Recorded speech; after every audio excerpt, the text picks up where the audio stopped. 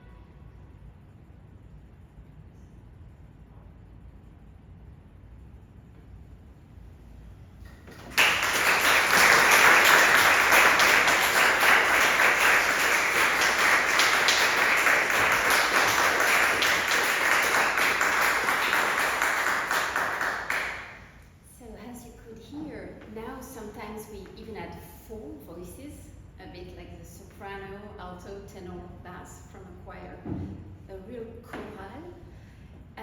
And this is a technique called the chords, right? Chord technique.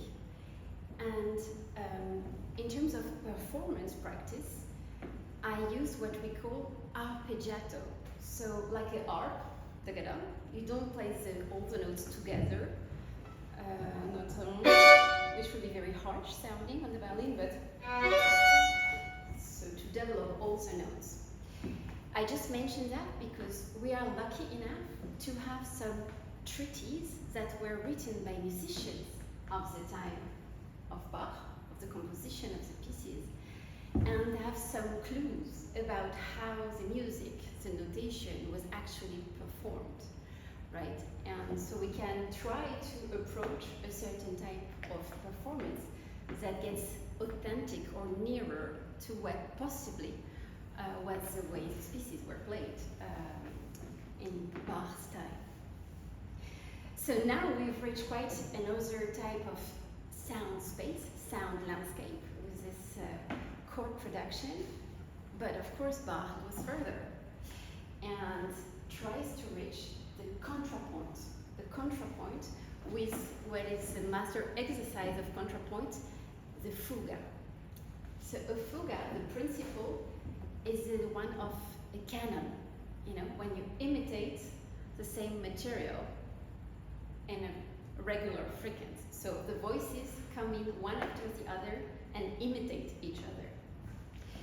So the fuga that Bach is going to write for the violin is an absolute challenge for him as a composer, but then for the violinist as a performer.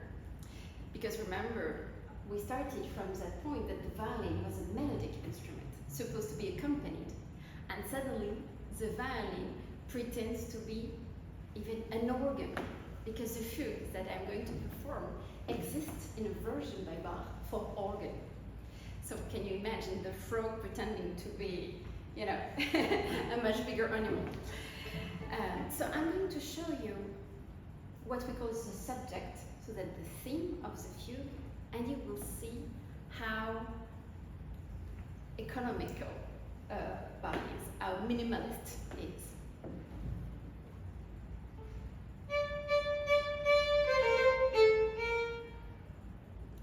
That's it. So that's the material he gives himself to create literally a sound cathedral of a few minutes, right? So this brick is actually very interesting for us to listen to carefully. So what do we have? We have this 3 repeated notes at the beginning. So, up in the air, landing on a design that is a longer note and 2 shorter. This, like in prosody, this dactylus. So you have a longer one, 2 short. Dactylus as a finger, a longer piece and 2 shorter. So da da da, and then a descending line. Da da di, da di da da da da. So in a way, a very easy to identify material. The 3 repeated notes, very iconic. Let's say dun dun dun, da da da. This going down, dactylus, di di da da da. And that is really the Lego brick that Bach is going to use as the seed to create this tree, or the brick to create this cathedral. I will just play the very beginning also to get you to hear the entrances of the voices. So, the answer. Again.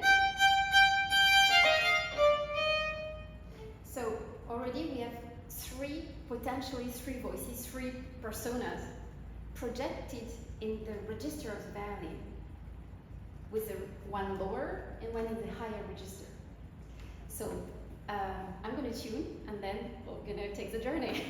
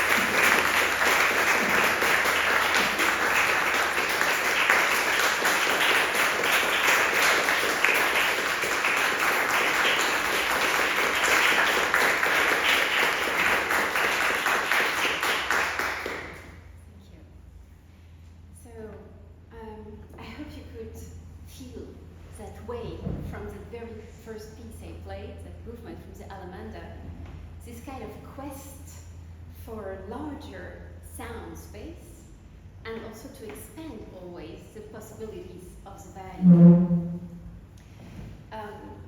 Just a point, actually, Bach was not the only one to write for violin. Of course, there were a lot of virtuoso violinists in Italy especially, but also in Germany. But of course, he had that genius to gather all those possibilities existing at his time, and of course to compose with that spirit of his, obviously. But with the sonatas and partitas from centuries to come, in a way, it reached a maximum. After him, we will have to wait for Paganini to have again a new revolution in the violin playing. But for today, we stay with Bach. So to finish that journey, we'll actually take another ascending trip for one of the masterpieces of our repertoire, which is the chaconne. The chaconne is at the end of the second partita, and it's a kind of an extension. So in the partitas, you have dance movements. Usually it will be an allemande, courante, sarabande, and giga. That's usually the setup. We say partitas for suites. The cellos say cello suites. It could be as well cello partita, right? It's the same concept. At the end of the second partita in D minor, Bach adds this huge movement, the chaconne, which lasts almost 15 minutes, almost as long as the four movements together. And there is something I wanted to share with you before I play it, which is about the context of the writing. So those pieces were written in 1720. And for the chaconne, we know that Bach wrote it coming back from a trip home. At the time, musicians were traveling, so he was traveling in to different princes' courts. And he was coming back, and on the day he came back, he learned the news that his first wife had passed away while he was gone. And of course, it is hard not to have that in mind when you interpret and read the chaconne. The chaconne has three parts. It's a triptych, you could say. In D minor is the tonality at the time which refers to death and grieving. The first part is in D minor, somber, dark. In the middle part, then you have this major section that will bring some light. And then again, at the end, we go back to the darkness, to the minor section. Of course, Bach at his time was writing to the glory of God. That's how he was writing it, dedicating his music. And he was practicing in a very concrete and daily basis, let's say. So, of course, in this trajectory, with the rhetoric included in this music at the time, one way to read it could be the grieving process, the major section being the opening and the hope for an afterworld, a resurrection. And you will hear the way it's written, that there is something of the gloria, jubilation to it. And then going back to the minor, let's say to something that relates, that we can all relate to as a human condition, mankind. So I invite you to join me in this emotional journey.